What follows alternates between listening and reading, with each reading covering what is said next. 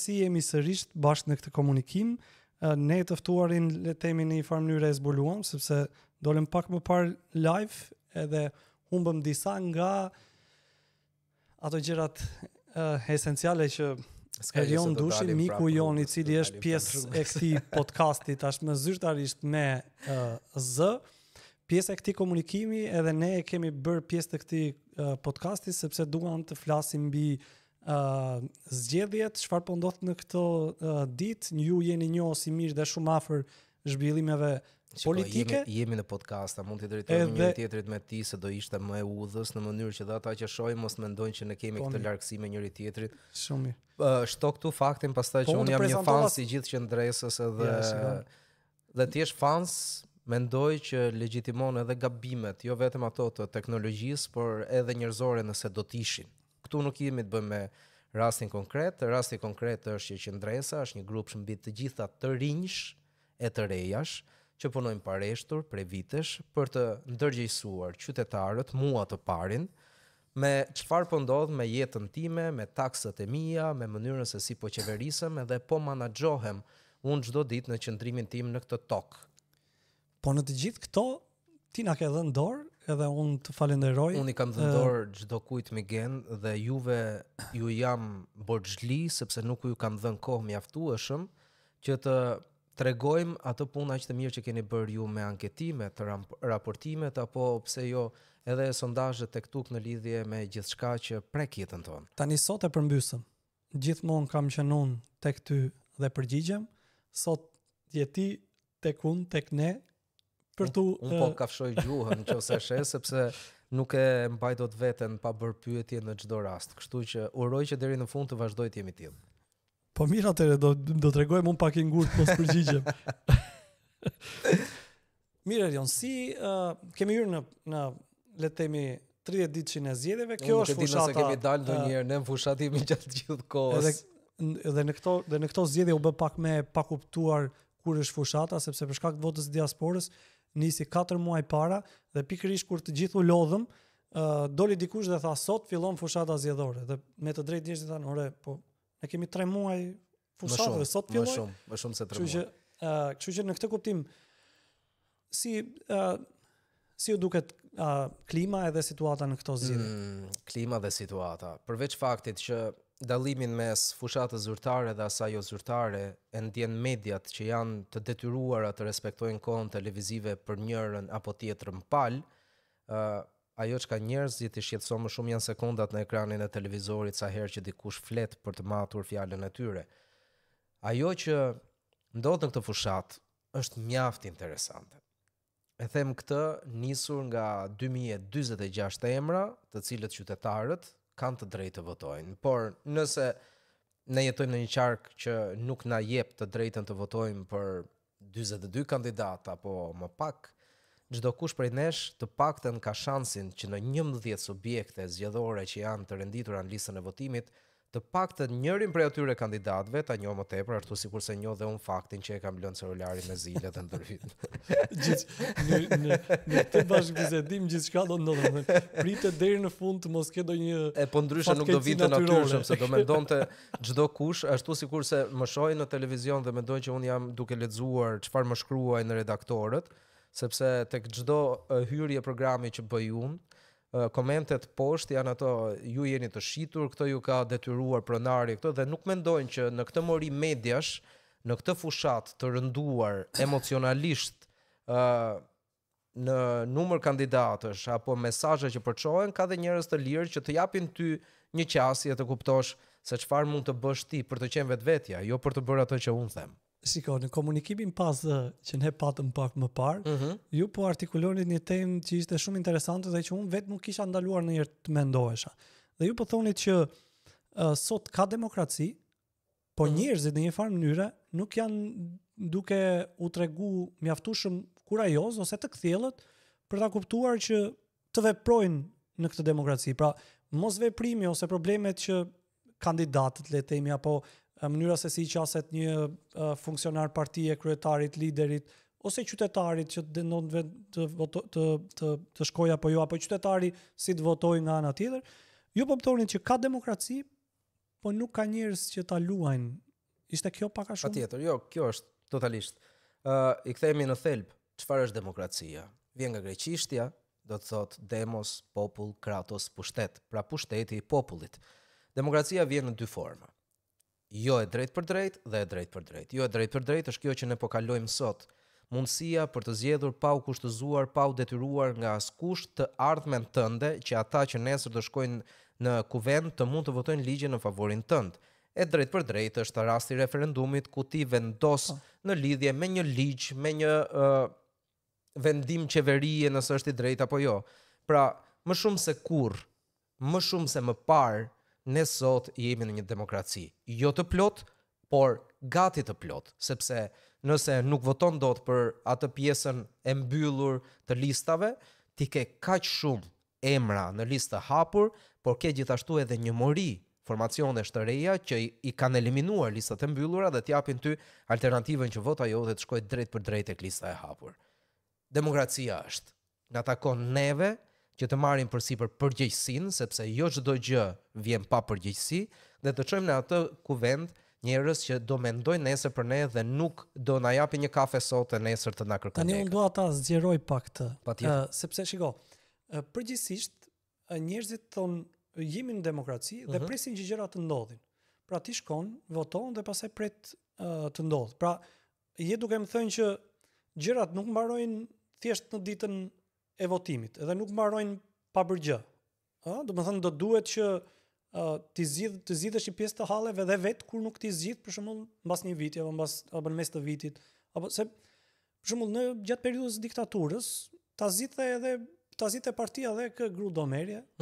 Po edhe po mos të shkonte mirë, ta zgjidhte partia, pastaj edhe zgjidhjen e kurorës, të zgjidhte edhe punën. Pra, mos ta ka mbetur ne pak kjo nga traumë. Mund ta thuash. Trauma apo sjellje, kjo. Jo, kjo është një traumë. Prandaj nëse ne i drejtohemi psikologut na bëj pyetjen e parë, të thelbësore. Çfarë të ka ndodhur?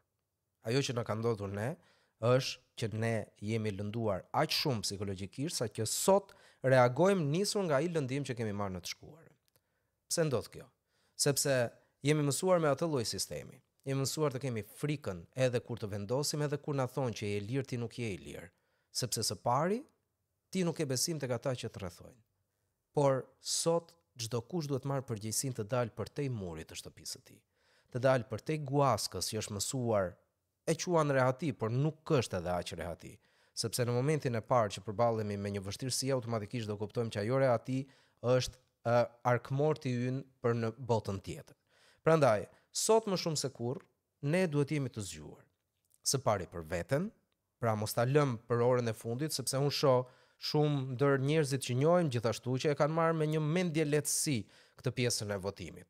Dakor, unë jam me ata që thonë që Mark Twain dikur ka shkruar nëse vota do të vendoste atëherë do liheshim të votonim. Por unë jam dhe me pjesën tjetër. Le ta provojmë ne të vërtetojmë të kundërtën. Dhe si e bëjmë këtë?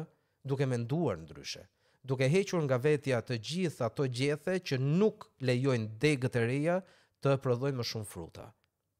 Hiqi frikën. Thuaj, unë do shkoj, do votoj. Hiqe paragjykimin. Mos u nis me idenë që ky i riu nuk ka mundësi të bëj diçka. Ky i riu nuk e ka provuar veten. Ky i vjetri e ka treguar veten, sepse po ti referohemi historisë, të vjetrit janë ata që neve na kanë marrë në qafë. Që në fillim, që në gjenezë, sepse më vinë në studio shumë deputet që thonë parlamenti dikur ka qenë mbushur me zotrinj. Çfarë prodhuan ata zotrinj? Prodhuan që ti prap gjithashtu sikur se unë nuk e vëmendshëm me zile. Vazhdon. Çfarë prodhuan zotërinjtë e parlamentit të vjetër? Prodhuan këtë parlament të rinj. E frikshme po ta mendosh. Sa me mec kemi kaluar, sa me mec keni numëruar ju si qendres qytetare në foltoren e parlamentit që nuk janë ngritur një herë të thonë diçka. Larg qoftë ti kthehemi atij mandatit të vjetër ku kishim edhe deputet që nuk dinin të lexonin apo të artikulonin emrin e tyre. Është kështu? Pra sot dilni nga zona e komfortit. Lëreni më njanë këtë pjesën të gjithë janë njësoj, jo nuk janë njësoj. Në 2046 emra, të paktën është një çuni xhajës tuaj, edhe pse ne shqiptarët nuk është se shkojmë shumë mirë kohët e fundit me njëri tjetrin. Unë çunë xhajës e kam emigrant në Pikërisht. Itali. Kam unë një çun xhaje në ato lista, nëse do ta prezantoj dhe vendos ti nëse është i duhur apo jo për t'i dhënë të drejtën. Po dhe unë jam dakord. Ka aq shumë emra sa është e pa kuptim që shumë njerëz thonë nuk e çazjedh, nuk më përfaqëson askush. Po mbase, domethënë, a duhet që ti duhet bësh një detyrë minimale, që të fillosh të kërkosh në ata që janë. Mbase është dikush, sepse me shumë mundësi ai dikush që ti kërkon që ti jeti mirë i ndershëm, mbase s'ka kapacitetin financiar, logjistik për të ardhur tek ty, për shkak sepse është i tillë siç ti e kërkon. Kështu që jo, ti po i mbyll derën. Dhe nëse ti mbyll derën, nuk do vi askush aty brenda. Se do të thotë këtu jeton njëri. Dhe ti do klasifikohesh tek pjesa e mbyllur që të tjerë do vendosin për ty. Dhe çfarë do ndodh? Në 4 vitet e ardhshme ne do dëgjojmë më shumë shqiptarë që thonë në Shqipëri nuk rrihet. Po normale që nuk rrihet. Çfarë bëre ti për ta ndryshuar? Ku e ke kontributin tënd? Pse e ti që pret gjithmonë nga parlamenti i mbushur me 140 njerëz me integritet, karakter, lapanjoz, hajdut, quaj si të duash, është e drejta jote ti quash ata. Ata do të vendosin për ty. Por ti çfarë po bën? Përveç se jep taksat, përveç se në shumicën dërmuese të rasteve, dhe këtë ta them me të drejtë, ne në Shqipëri nuk e dim se sa taksa paguajmë në muaj. Nuk na intereson ajo pjesë. Mendojmë vetëm për pensionin. E kupton një i ri tek të 30-ta të mendoj sot për pensionin? Besom unë në të 30-tat e mia se kam menduar kurrë. Madje nuk kam besuar se kur unë të plakem, të mbush moshën 70 vjeç, kur i bie të dalu në pension, do ketë një fond pensioni që do të mbulojë shpenzimet e mia. Dhe sot jemi në këtë drejtë ku jemi katëndisur që ne e sollëm nëpërmjet etërve tan dhe urojmë shumë të jemi më të ndërgjegjshëm, mos t'ia pasojmë fëmijëve tan, e nesër t'u bëjmë atyre përballë ti ke për detyrë të më mbash, të më bësh. Jo, jeta është e thjeshtë. Merre në dorë fatin sot në mënyrë që nesër të kesh diçka. Ti ke të gjithë intelektin e duhur, ta ka dhënë Perëndia në momentin që u quajte i ligjshëm, i vlefshëm, i përgjegjshëm për të marrë në dorë fatin tënd.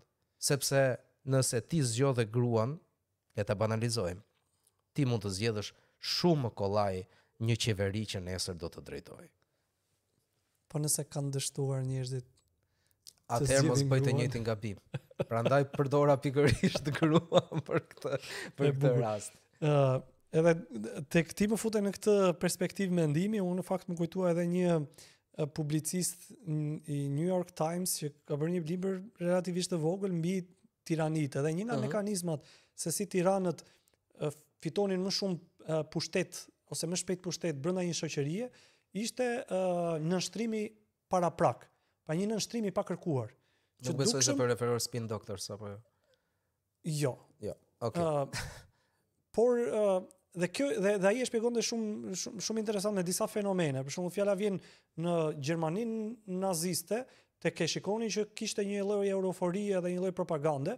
Shumë njerëz shkonin edhe bëheshin pjesë paja kërkuar, nënshtroheshin paja kërkuar. Edhe kjo është një risk i madh në regjimet autoritariste. Pra aty mjekët, pavarësisht se kishin bërë betimin e Hipokratit, i nënshtroheshin a priori logjikës fashiste dhe pastaj naziste dhe pastaj ata me profesionin e tyre bënin eksperimente nga maç njerëzore në po është shumë interesante kjo pjesë që ky nënshtrimi a priori ja bën një më të lehtë rrugën një tirani për të bërë i tillë, po edhe në fund sjell më pak standarde që ju e treguat.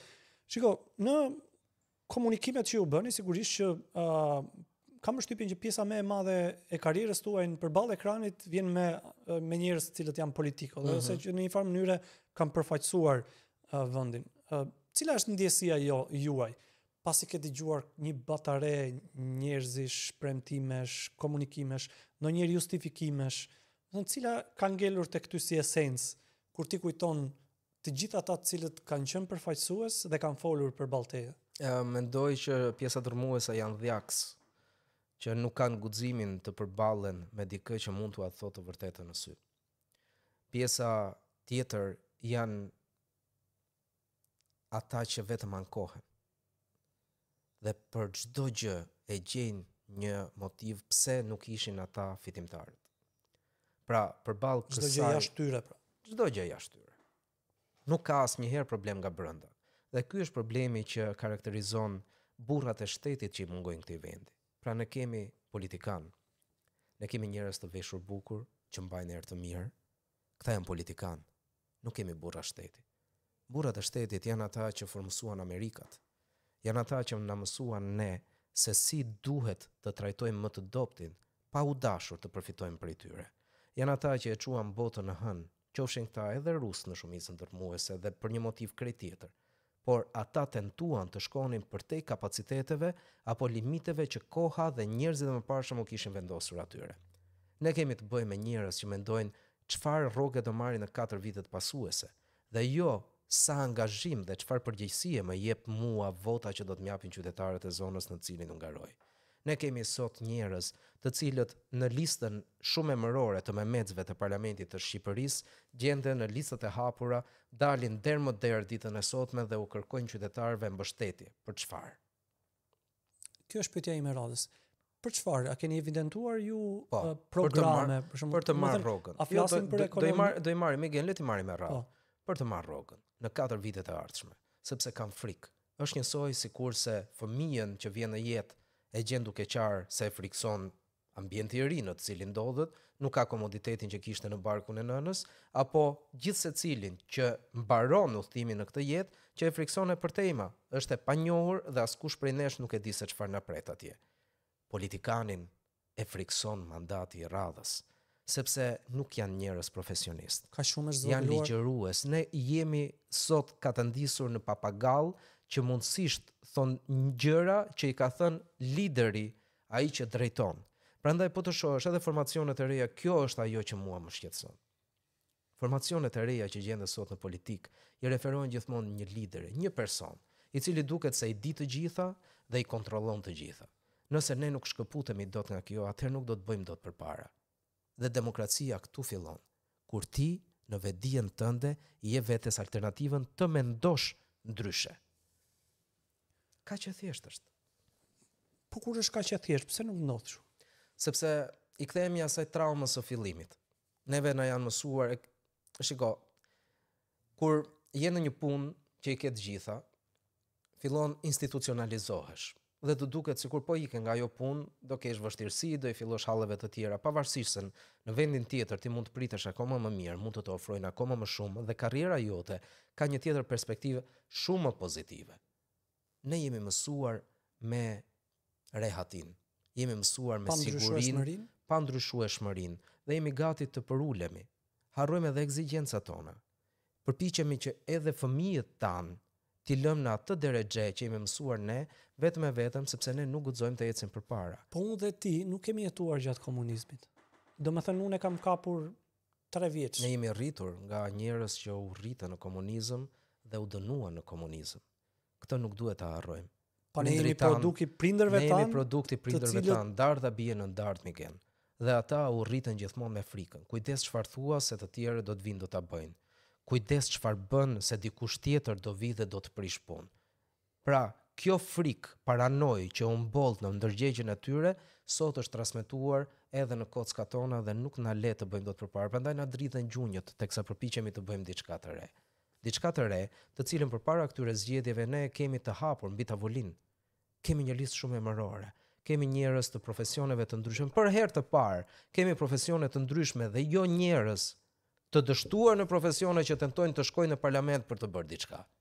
Pyetja që u bëj unë gjithmonë politikanëve që më vinë në studio është pse mjekët kanë dëshirë të bëhen politikan, inxhinierët kanë dëshirë të bëhen politikan. Dhe përgjigjja që marr nga ata që din ta bëjnë profesionin e tyre është fakti se ne duam që atje në shtet të kontrollojmë nga politika çfarë duhet bërë me inxhinierin, mjekun, edhe kështu me radhë gjithë profesionet e reja. Profesionet, jo të reja. Ndërkohë që nga ata që e shohin politikën si përikje, si shpëtim për jetën e tyre, për ato të ardhura që shkojnë deri në 500.000 lekë të reja në vit, ata të japin një përgjigje aq banale sa që thonë sepse parlamenti ka nevojë për mua. Është shumë e vështirë mos biesh dakord me ty në këtë referim, edhe un jam plotësisht dëshmues që kjo kështu është. Pra, ju thoni që qytetari ka një lloj frike në të tipit të adënës për kurajo, guxim, protestë, reagim element tjerë. Ndërkohë nga ana tjetër ju thoni që nëse ngjitesh një alt më larg te përfaqësuesit, ata që na qeverisin, që mund të jenë drejtor, mund të jenë deputet, mund të jenë dhe ata kanë një lloj qasje, le të themi, po frike dhe hierarkike ndaj ndaj atij që kanë sipër, që është lideri i partisë, kryetari i partisë, që në shumë raste është lidhje presioni. Kryeministri. Ju keni pasur mundësinë që të prekni si thua dhe të kuptoni më shumë edhe mbi liderat vet. Po këta çfarë materiali janë? Këta e vinë nga hëna, nuk janë brumosur po tek kjo. Pra këta përjashtohen nga gjithë këto fenomene që qytetarët kanë dhe politikanët kanë. Ka një problem. E di kush është problemi, Migen? Lideri e humbet qasjen direkte me problemin, hallin, gëzimin. Lideri merr informacion nga një takëm njerëzish që ndodhen poshtë piramidës dhe e ushqejnë atë me informacionet që u intereson atyre dhe atij. Pra, humbja e lidhjes me realitetin është ajo që liderin e bën të shkojë përtej. Nuk merr përgjegjësitë e veta dhe nuk e di se cilat janë detyrat që duhet të bëjmë. Institucionalizohet. E njëjta gjë ndodh me të gjithë. Po më thua, po më flet për institucionin e servilit? Unë po të flas për institucionin e çdo lloji ofici qeveritar. Që rrethon liderin dhe liderin pastaj e bën të keq? Patjetër që po. Jo, ai nuk është servilizëm, shkon në adhurim. Shikojeni pak. Merreni me radhë të gjithë liderët e sotëm, edhe të rinjt. Dhe unë mënyra se si ata e shohin liderin, ne vuajmë si popull nga inferioriteti i theksuar. Deri dje kemi treguar tek të huajt që vinin në Shqipëri. Sot mes të huajve nuk erdhën vetëm ata që vishen bukur edhe. Po çfarë të bëjnë liderët e rinj? Po ndërpres. Nëse ti më thua që populli është mësuar të ketë një agresor mbi krye dhe nëse një i ri dëshiron që ta lëviz të vend, po e kuptojnë që këta qytetar vetëm në këtë formë ta adhurojnë dhe të duan, mbase të rinjt janë duke performuar dhe nuk e duan të jenë autokrat, edhe nuk e duan të jenë lider i modelit vjetër, po nuk kanë rrugë tjetër për të qenë lider përveç se të jenë lider i modelit vjetër. Pra, praktikisht ata të rinj po bëhen si të vjetër. Duam apo s'duam ne. Sepse nesër në pozicionin e liderit çdo kush nga këta të rinj që po gjen mënyrë ndryshe për të sjell një qeverisje ndryshe, një lider krejtësisht ndryshe, do detyrohet në të njëjtën formë të shkojë tek e njëjta llapi që e detyron atë të jetë aty. Në 2012 Migeni kam bërë një pyetje Edi Ramës dhe i kam thënë çfarë të mungon nga Edi i vitit 1998. Dhe më tha, mjafton të shohësh flokët që më janë thinjur së pari. Pastaj mënyrën e të menduarit së dyti. Aso kohë edhe unë isha më i ri, edhe e shija ndryshe. Shumë kush prej nesh në ato vite e shite Edi Ramën si formën e shpëtimit sepse s'kishte marrë akoma pushtetin. Çfarë ndodh sot? Të gjithë sot i drejtohen Edi Ramës si ky personi që na jep neve të drejtën e Evropës. A e dini çfarë ka ndodhur në takimin e fundit Parlamentit Evropian? Jo më larg se ne në Greqi ekziston një parti e ekstremit të djathtë. Afrodhiti e ka emrin Europarlamentarja, e cila në foltoren e atij parlamenti ja tha në sy Evropës: "T'ju vit turp. Ju po bëni sa hir me fatet e gjithë secilit prej nesh. Ju nuk po e kuptoni që Turqia, që ju herë referoheni si mik e si armik, është thjesht armik. Muslimanët që ju po pranoni në Gjermani dhe këtu fajin kryesore ka Gjermania, po i sjellin kësaj Evrope, zonjës së vjetër, më shumë dëme se sa ngritje sociale. Ju nuk po e kuptoni se çfarë po i bëni Evropës në vetvete duke u larguar nga 3 shtyllat e saj të formimit, që janë e drejta romake, filozofia greke dhe krishtërimi. Por, në Parlamentin Evropian, më thuaj pakti, ka më shumë përfaqësi të partive të djathta apo të majta. Dhe Evropa sot po shkon drejt një të djathta ekstreme apo të majte. Mjafton të kuptojmë këto gjëra dhe ne do të dimë se cili është fati i Shqipërisë. Shqipëria në vetvete ka një popullsi dërmuese muslimane, të cilën vështirë se e thon njerëzit, dhe mbetet me shumë probleme mbi të gjitha korrupsioni, sikurse Marta Kos ja tha kryeministrit të Shqipërisë. Në këto kushte, cila është retorika që vlen më shumë? Ëndra ime për një pasaportë europiane apo niveli im i jetesës i barazvlefshëm me çdo shtetas evropian? Nga ana tjetër kemi opozitën. E bashkuar, euforike, deri diku me ca ide programore për qeverisje të sakta, por pa një faturë financiare kostoje direkte. A më frymëzon? Mua personalisht që kam studiuar ekonominë jo, sepse e shoh që ka shumë probleme në të, pra ata po përpiqen që nëpërmjet xhepave të mbushur të qeverisë, ajo që sot quhet buxheti vjetor, të marrin sa më shumë dhe ta lënë bosh. Të njëjtën gjë kemi parë të bëjnë qeverit njëra pas tjetrës. Shkojmë tek të rinjt. Cila është formula që paraqesin sot? Janë të gjitha allakatur. Deri më dje i shihje të shanin kryeministrin Edi Rama dhe nga ana tjetër opozitarizmin e Sali Berishës. Një njeri që shan, çfarë më ofron mua si qytetar? Çfarë garancie më jep mua? Ti e the me të drejtë, ata po përpiqen të ndjekin të njëjtën rrugë sepse e kuptojnë se është rruga e vetme për të ngjitur në maj. Por çfarë garancie kam unë që atje në maj ti nuk do bësh të njëjtën gjë që po bëjnë deri më sot pushtetarët që e kanë provuar majën përpara teje? Kjo është absolutisht e gabuar edhe në qasjen time. Nëse nuk ja del dot me mënyrën e duhur, më mirë mos dil fare. Më mirë mos dil fare. Po gjithsesi kam përshtypjen që edhe kurajoja e tyre për të vepruar në këtë shoqëri është për të lavdëruar, por gjithsesi kanë mbarën dhe përgjegjësinë për treguar që ndryshojnë edhe në kuptimin e vlerave demokratike, por kjo mbetet në vijim për tu parë.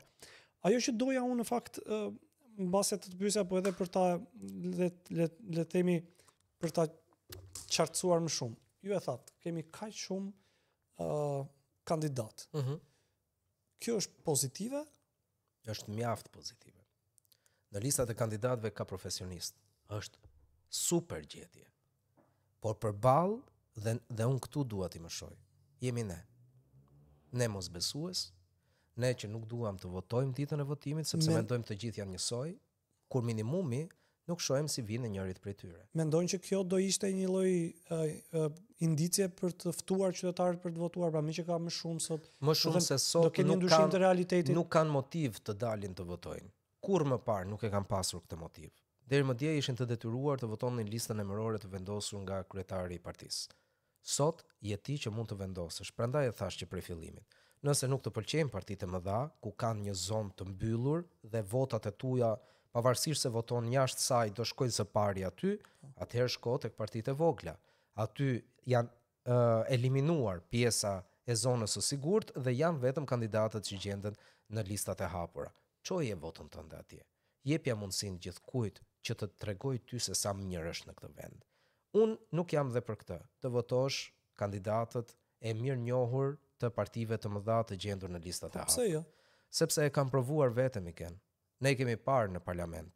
Kush prej tyre nuk ka punuar për ne, për çfarë duhet ta votosh përsëri?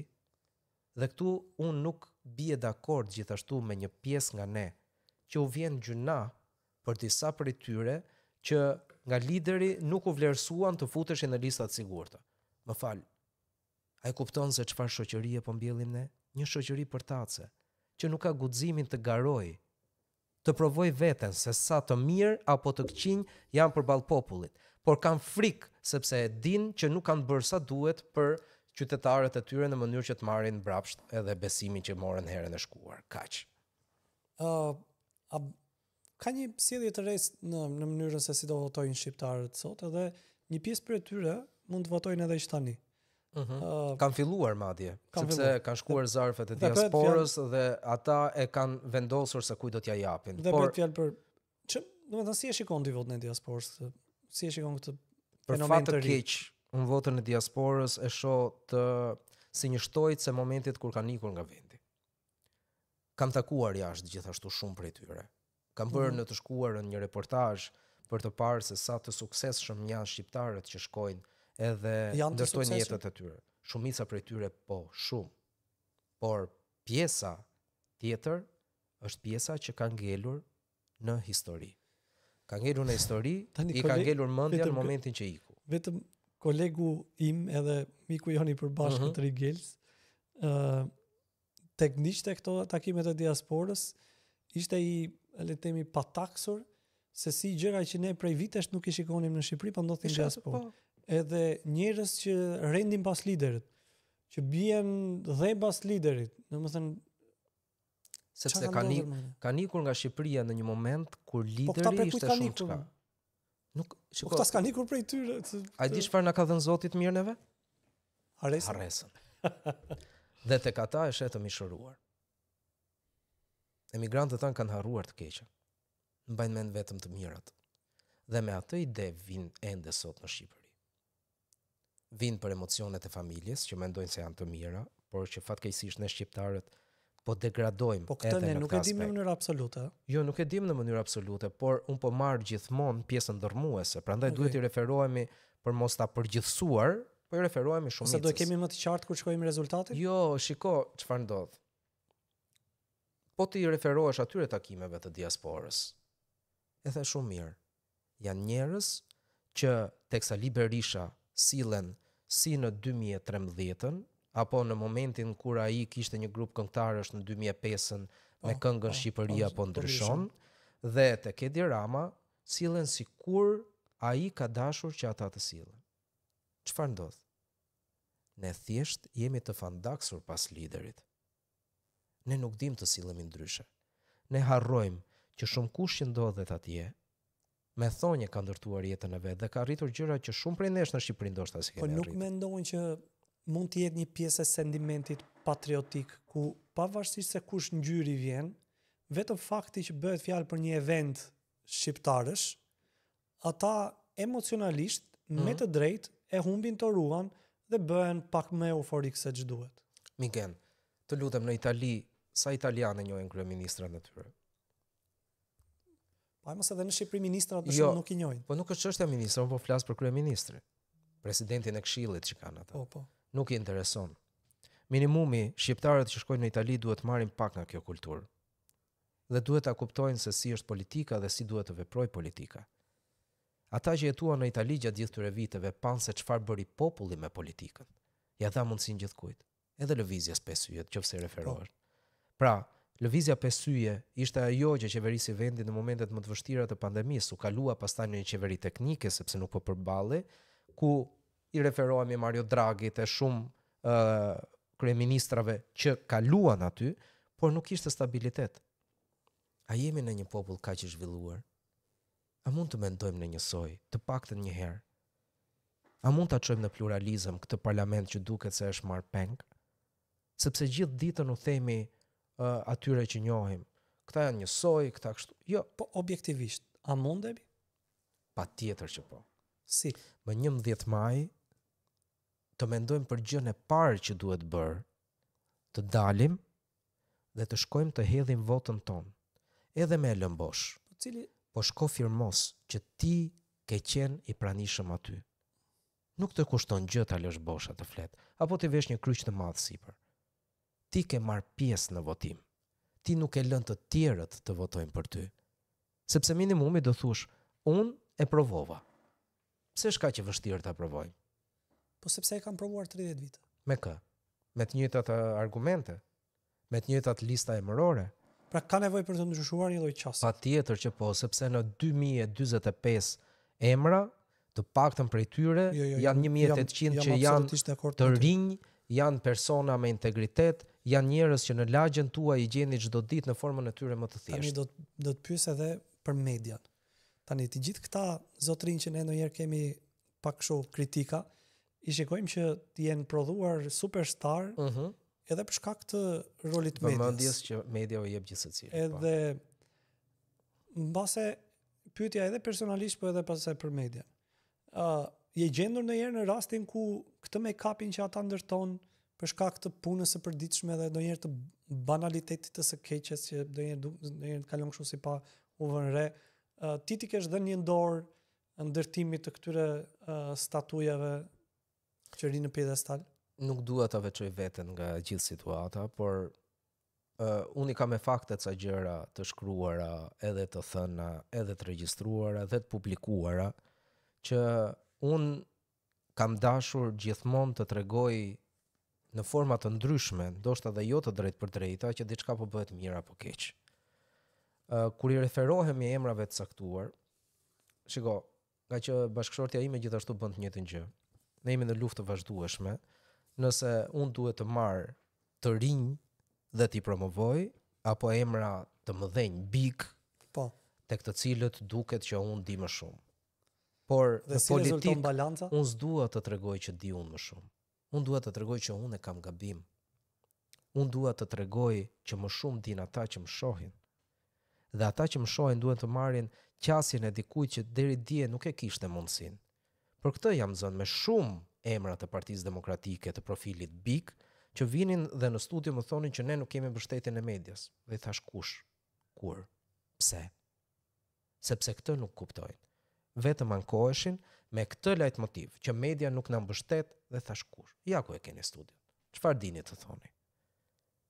Pra, momenti kur ti I ve në përgjegjësi, por pa u dashur të mbash anë, dhe fal Zotit deri më sot unë nuk kam dashur të jem me askënd, sepse nuk jam me askënd, dhe e them me sinqeriteti më të madh, nuk jam me askënd.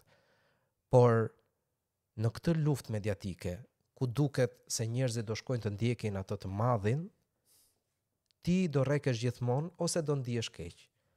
Unë fal Zotit deri më sot kam dashur të jem I ashpër me atë që është bik, dhe dorëlëshuar me atë që është I ri. Le ta gjykoj populli.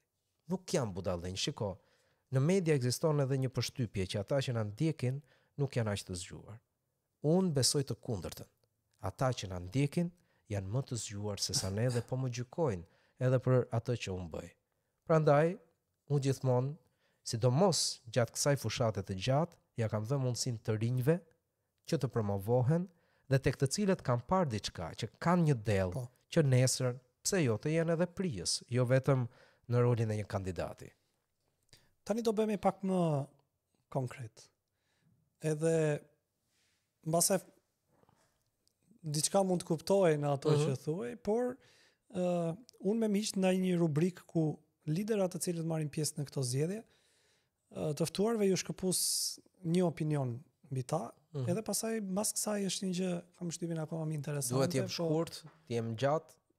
Më thuaj si e do përgjigjen dhe automatikisht do e kesh. Nëse ti arsyeton që gjatë thuhet më shumë gjëra dhe duhet, sigurisht që mund të ndalemi. Po I pari është kryeministri I vendit Edi Rama, I cili merr pjesë në këto zgjedhje. Dhe do doja një, le të themi, përshkrim nga ju ose magjistar.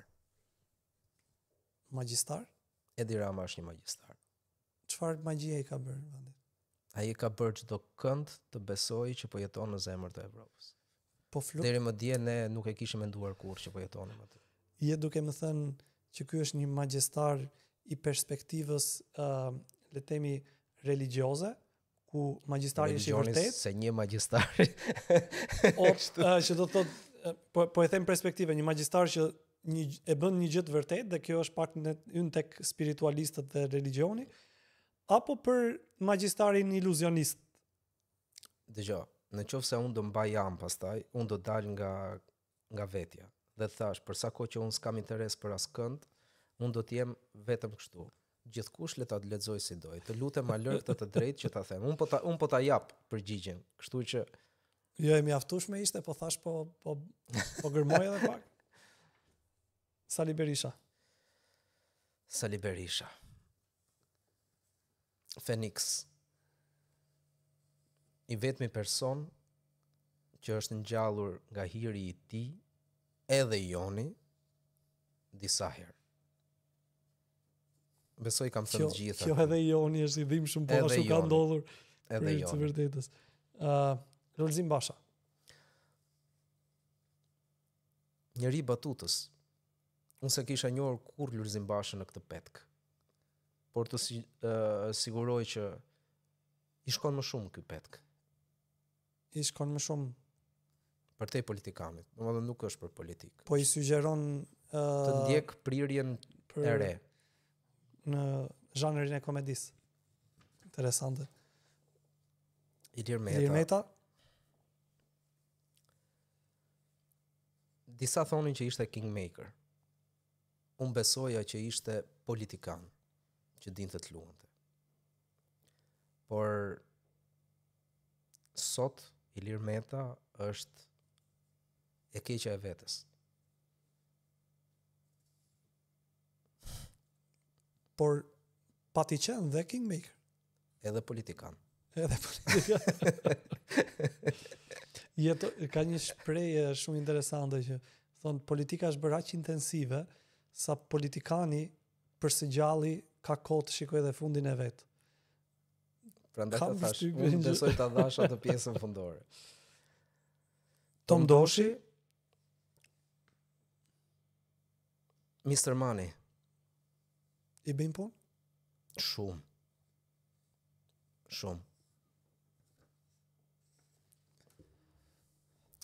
Forcat e reja, le të themi.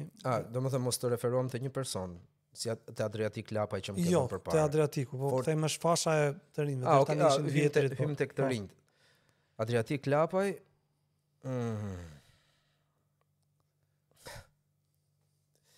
Kam kaq shumë fabula në mendje tani për ta sjell aty, por nuk e di, do ta bëj skip për momentin. A mund ta lëm skip që ta them në fund? Patjetër. Po e lëm këto që ta mbajmë remind. Kur thash të reja, në fakt është grupi dhe i të voglave, që është patjetër. Babaxhan, donse për mua me lëvizjen për të dalë vetë në zgjedhje. Nuk është vetë. Ka edhe Alibeja. Alibeja jo është me të vetën. Dhe dikush është problemi. Më tha që nuk u bëm do të bashkë ne të tjerët që nuk jemi me Berishën. Sepse ka një luftë të brendshme se kush do të ulet i pari në karrike. Më erdhi shumë keq për këtë. Mendojnë që do ja dalë për të zgjedhur deputet? Po. Dyshoj.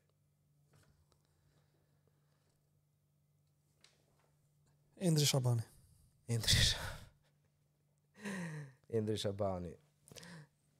Kam bërë një hyrje një në program për Endri Shaban, po sepse më ka marrë në telefon edhe madje kam dhe të shkruara shumë për mesazheve të tij që ti po punon kundër meje, ti kështu e ti ashtu. Endri Shabani bëri një lojë shumë të bukur me Darsulën. Dhe unë e përmenda në program, por e përmenda sipas mënyrës time që e bëj në hyrje duke sjell një paralelizëm tjetër për të nxjerrë në pas se çfarë nuk shkoi si duhet.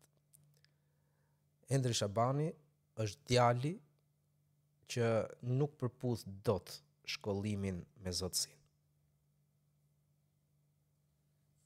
Pra betejë do vazhdoj mes jush. Ai është i lirë, domethënë unë s'kam mëri me askënd. Unë thjesht si Endrit ja kam bërë hyrjen edhe Adriatikut edhe shumë kujt tjetër, kështu që. Agron Shehaj më ka pëlqyer shumë, por është egoist. Do doja të ishte pak më shumë altruist, edhe pse për mua altruistët nuk janë e mirë e këtij vendit.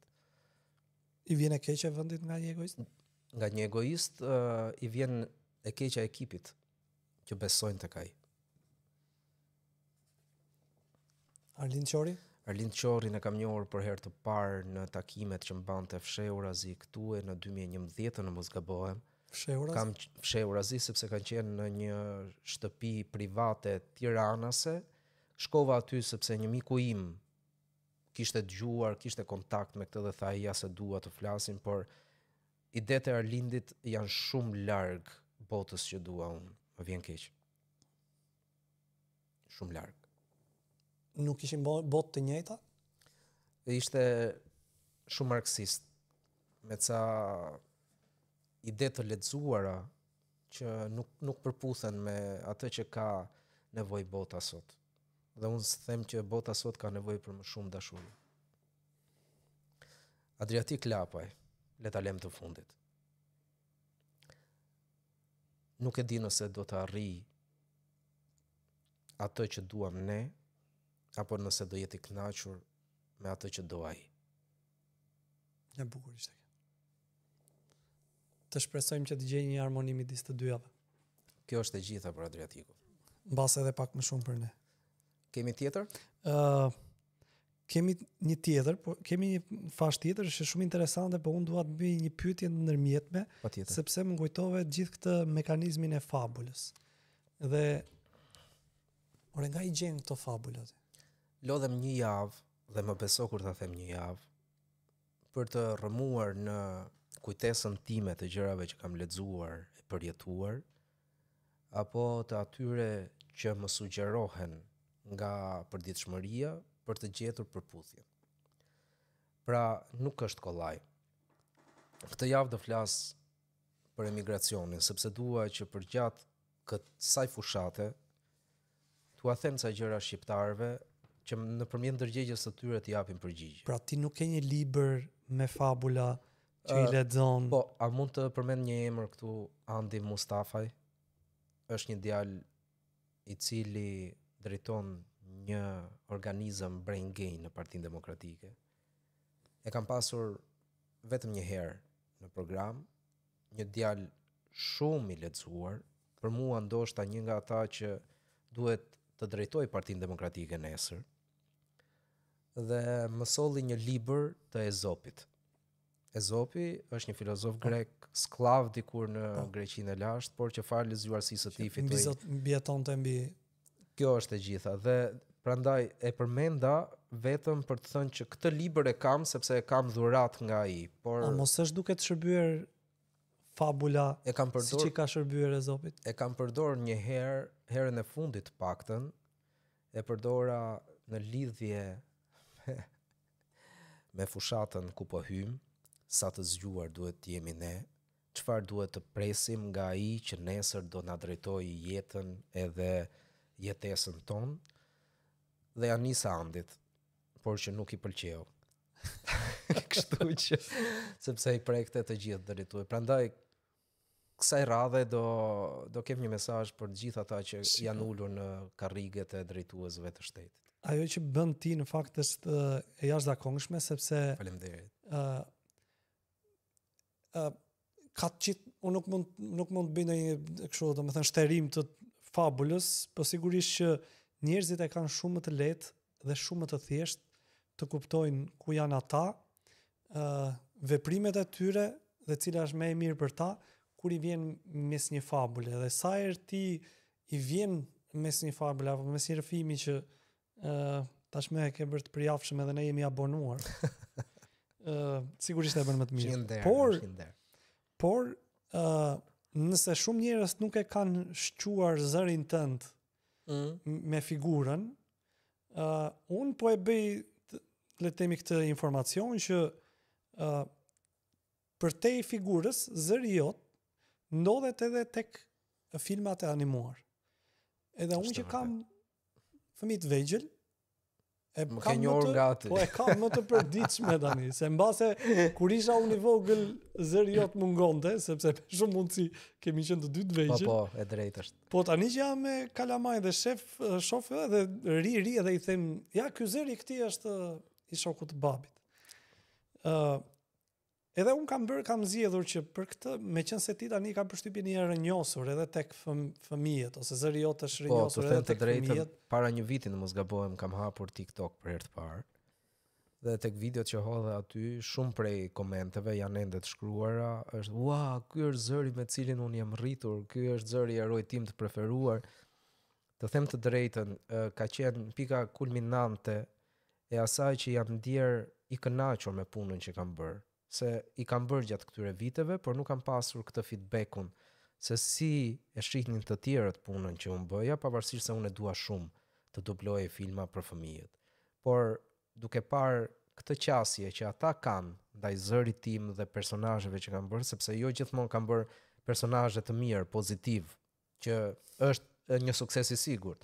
Kanë bërë edhe ata negativët, por fakti që del që prap jam i preferuar, më bën të jem i kënaqur me punën që kam bërë. Faleminderit që e solle. Që je i preferuar është ta garantoj këtë. Tani çka kam bërë unë me këtë rubrikë që shpresoj të argëtohemi të dyja palët dhe të treja me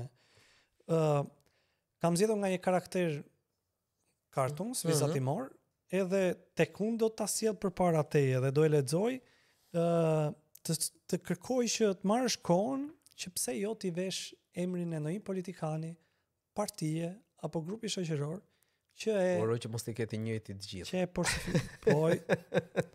Tani do ta shohim, kam zgjedhur Pinokun. Gënjeshtar që rritet rritet me çdo, domethënë gënjeshtra që rritet me çdo fjalë. Pinoku është politikani që nis me iluzione, përfundon me gënjeshtra të mëdha, me bindje të thella, po që bën gjën e dur, le të themi. A mendon ti që në këtë ambientin ton kemi ndonjë Pinok? A mund t'i fus të gjithë? Ta nisim kështu? Po shiko se Pinoku është gjysmë ka ca nuanca të mira. Shiko, të gjithë politikanët janë të mirë. Thjesht ata nuk zgjedhin ta vënë në dukje. Kjo është ajo që po ndodh. Nuk shiko, Miguel, le mos të harrojmë thelbin. Ata janë njerëz. Janë si ne. Kanë ardhur në botë nga dashuria. Këto nuk duhet t'i harrojmë. Pra deri këtu gjithkush është si ne. Në jetën e tyre, ata kanë zgjedhur të jenë të tillë. Jo se e mira nuk ekziston tek ata. Pra, mungesa e të mirës në këtë rast është reflektimi i asaj që bëjnë. Por e zgjedhin vetë. E the pak më herë. Shumë kush po detyrohet të ndjek një rrugë që nuk i pëlqen, por e di që është e vetmja që të çon aty. Kam frikë që ma zjerove sepse s'doje të ishe më direkt. Jo, sepse kanë të gjitha ato element. Do të gënjej kot nëse do të them të kundërt. Shreku, i përjashtuari që refuzon standardet, dhe them standardet e bukurisë, por flet të vërtetën Dashej. E gjeta shumë shpejt. Dashej, po.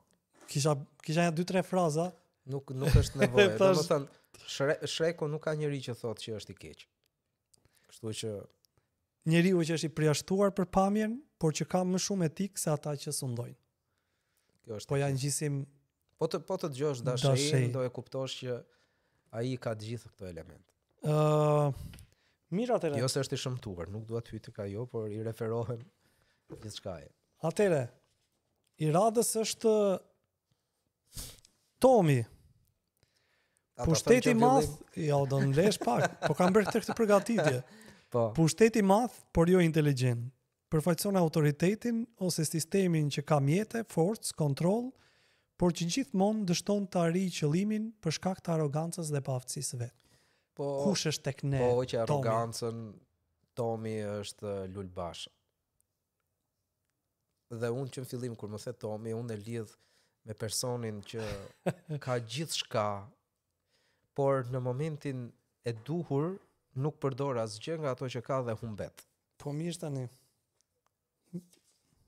Goxha shpejt. Sepse thash, pra i njoh si karaktere, prandaj kam të thjesht që ta lidh me person. Nuk ka forcë, por ka mend. Edhe ky është shoku i Tomit, është Xheri. Individi vogël, por i zgjuar, përfaqëson qytetarin, opozitën, grupe minoritare, le të themi, ose rebelin, që vepron me dinakëri për të mbijetuar e ndonjëherë për t'u hakmarr. Okay, tani më ngatrove pak. Nuk ka forcë, por ka mend. Jo, shkatësia dhe përfiton nga gabimet e të mëdhenj. Po ma lidhe me përfaqësimet e opozitës. Pra automatikisht e kanalizove. Ma bë cancel. Unë do të them që ky është Edi Rama. Edi Rama 2 metër, po i thu i vogël. Po. Varet se çfarë këndvështrimi është ai gjërat. Unë po të them, ky është ai që aq i vogël sa është, i bën të gjitha gjërat.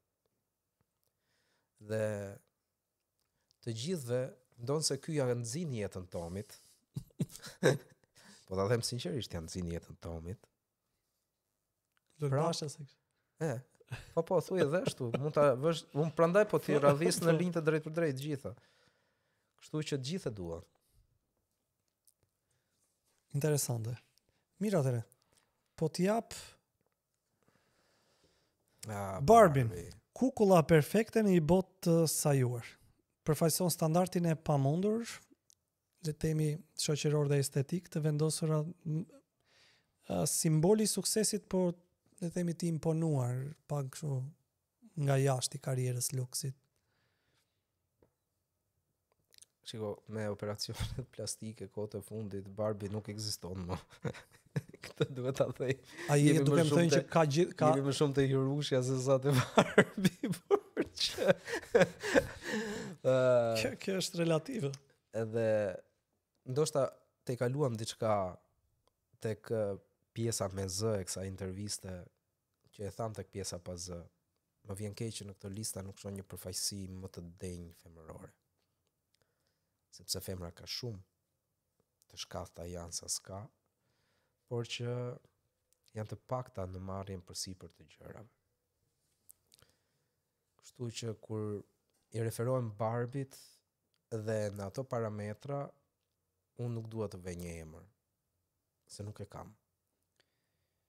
Shiko, se sa po ka ndodhur pak më parë në Kamës, edhe kryeministri u ka thënë vajzave që kushtëzoni të dashurit të jenë me pësen. Si duket kjo gjë? Rama ka thënë dhe diçka tjetër më të rëndë se kjo. Më 11 maj voto pësën, ose mos voto fare, nuk ka problem. Këta e ka thënë dhe zgjedhjet e kaluara. Kjo është shumë e rëndë. E vërtet është. Kështu që ato që u tha dje të rinjve në Kamës, sot gocave kryesisht dhe jo çunave, nuk përbën asnjë diferencë. Është në vazhdën e deklaratave të magjestarit. Ti nuk doje ti bie me qafë në një po unë Barbin e solla si imazh të kësaj, domethënë të konsumit, domethënë mund t'ja kisha veshur edhe ndonjë buri. Dhe një domosdoshmërisht mund t'ja kisha vendosur në një vajzë ose gruaje, domethënë.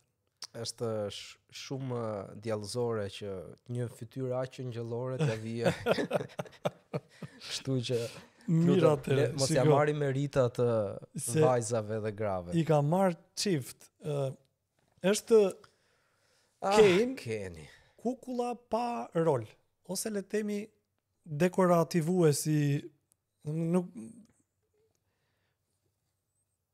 kush është për ty në politikën shqiptare? Keni, kjo kukulla pa rol, aktor mbështetës në një botë që nuk ka vend për të. Askush më shumë se sa ai. Presidenti i Republikës. Më vjen keq ta them. Më vjen shumë keq ta them. Por ai është një Ken i mrekullueshëm. Nuk mund ta them se sa i saktë je. Nuk di se si të shpreh. Sa shumë do doja të kisha gabim.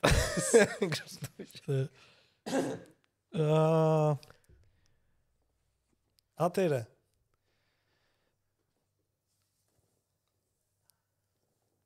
Si thua Gomari i Shrekut, i cili personifikon këtë të folurit shumë, po pa ndonjë ndikim real në vend. Ta them direkt? Okej. Shabani, Endri. E kemi provuar në 2021. Jo, më kërkon të jemi vërtet. Pastaj më gjykon në rast të argumenteve që sjell.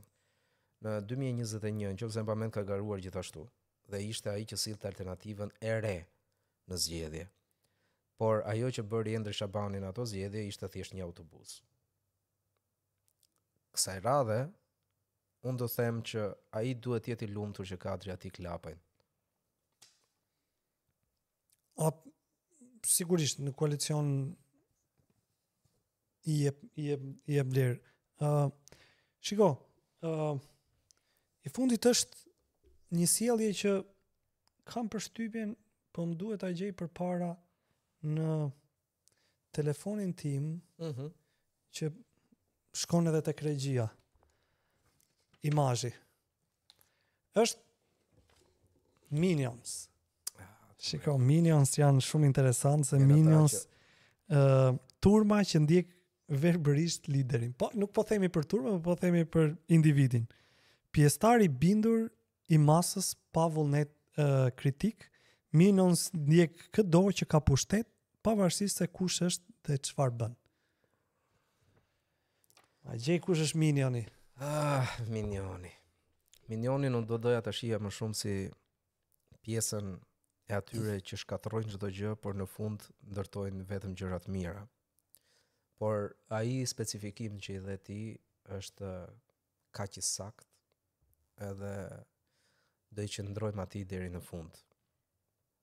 Të programuar të ndjekin këdo në pushtet. Më 12 maj do vjen re të gjithë këta. Në bazë zgjedhjeve me njerë janë gjithë Minion. Edhe ata që thonë që ne nuk bëjmë plane me këtë, nuk bëjmë qeveri me këtë, po e shohim në Kosovë se çfarë po ndodh sot që po flasin. Sa kush është i gatshëm, madje edhe PDK-ja do ishte shumë e gatshme, por nuk i përputhen planet qeverisë se të ishte në pushtet me Albin Kurtin. Minion që do të ndjek pushtetin, a mund të them Tom Doshi këti? Po interesante do ishte. Sepse Tom Doshi mund të jetë edhe ajo breshka e këtyre zgjedhjeve. Interesante është, edhe kam përshtypjen që shumë e ndajnë këtë qëndrim, edhe shumë e lexojnë edhe si kjo ndarja para duket shumë për të marrë elektorat jo të njëjtë që më pas të sigurojë një lloj mbështetje. Jo thjesht po i siguron vetes mundësinë për të bashkëpunuar me çdo kënd. Kjo është. Por që ajo që ju theksu atë ishte ose ti e rion theksove, se ma bërë edhe kritik që do flisja me ju. Është që kaq shumë Minions bëhen para bazë datës së zgjedhjeve. Me 12, të siguroj unë. Dhe ndonjëherë më beson ne që përgjithsisht nuk e di se sa vita u bë tani opozit që e kemi vënë re gjithmonë. E ke parasysh kur thon këto të përdorimit të mbështetit dhe ne kemi bërë bisedë bashkë kur fillon bëhet në vit elektoral, shtohet kjo masa e parave këtë. Por ne kemi vënë re si aktivist që në vit elektoral bie në mënyrë dramatike ose një vit ose 2 vite para bie dramatike aktivisti qytetar. Sepse kushdo fillon edhe bëhet si thua tifoz dhe merr pozicione dhe nxjerr në fund se për kujt i ka shërbyer.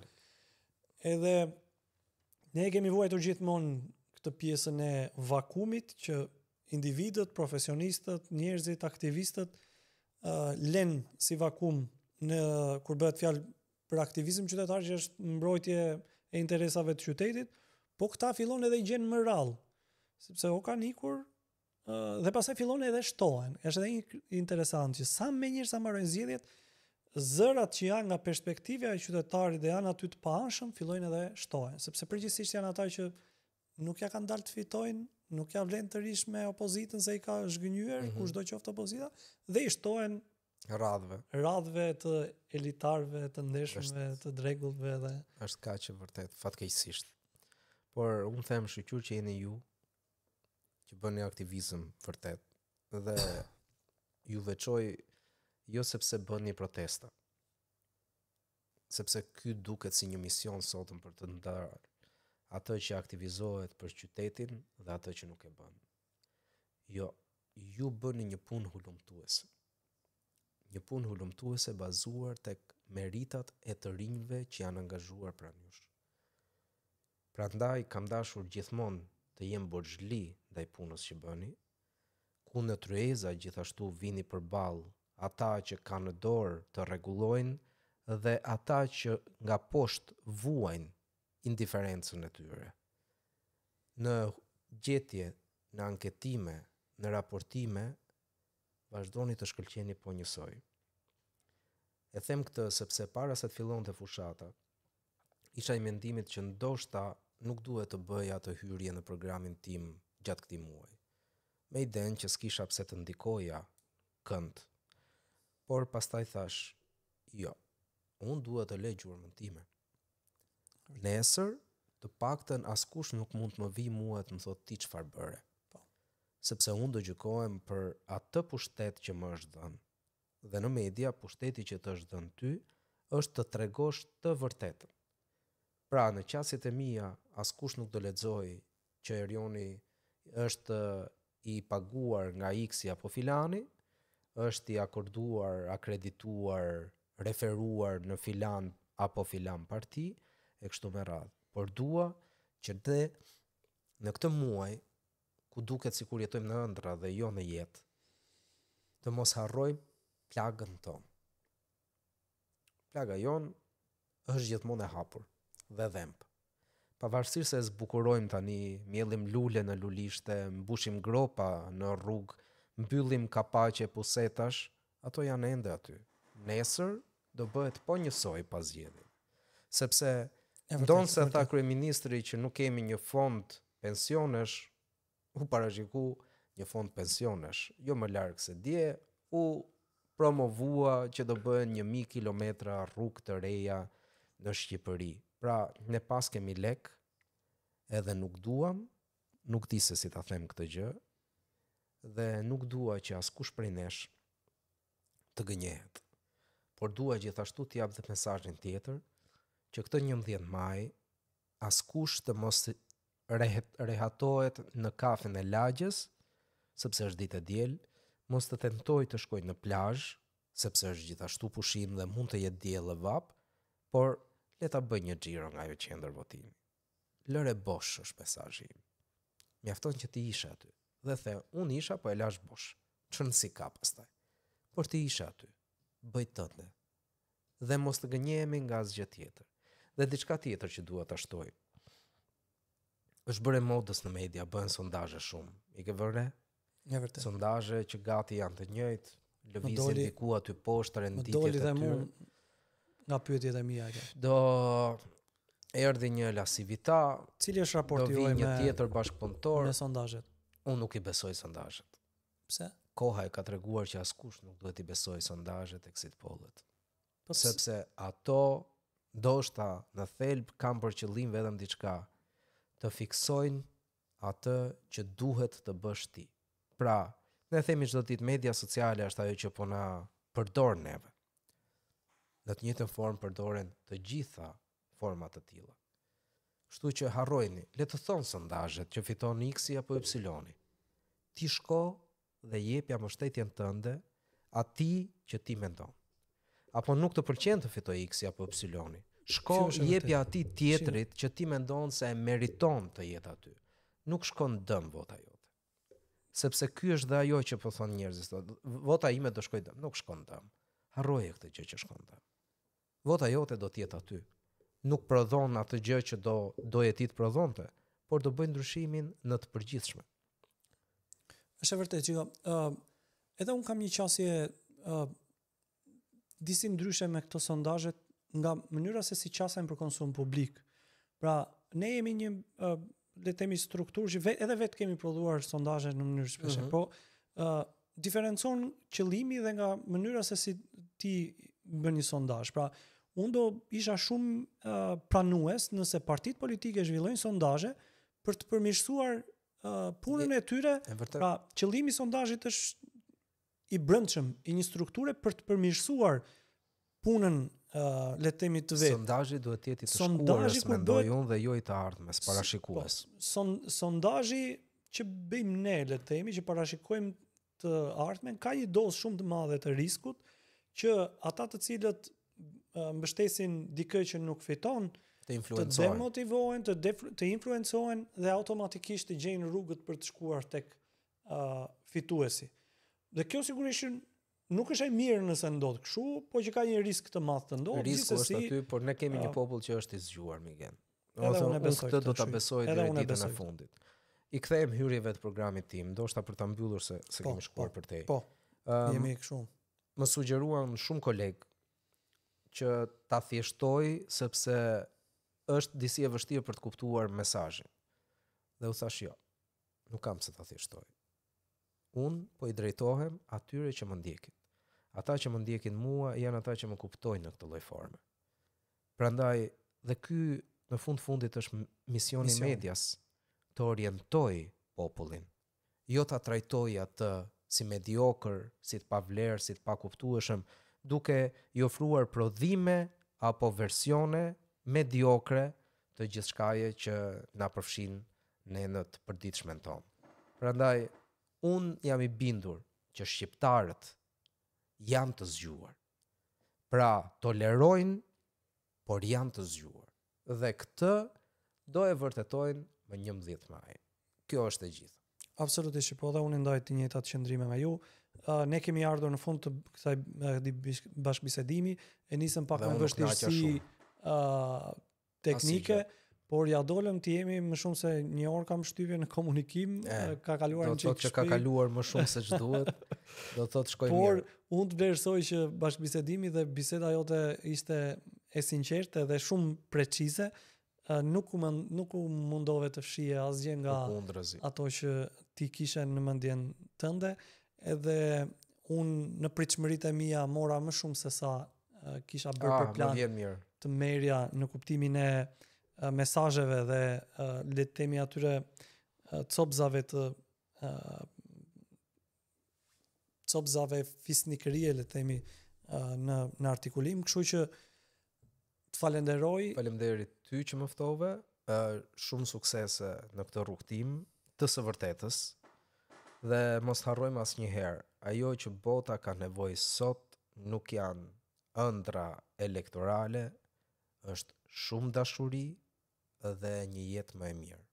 Mjafton këto të dyja të kemi ndërmend dhe faktin që nuk do gjykohemi nesër për atë që do donim të bënim, por për atë që bëjmë, në mënyrë që në 11 maj gjithsekush prej nesh të jetë i përgjegjshëm, jo të tallet, të jetë i përgjegjshëm me pushtetin që të jep vota. Është një ditë në 4 vjet që ti vendos për ata që do të vendosin për ty. Nuk kam çfarë më. E mbylli. Faleminderit. Faleminderit.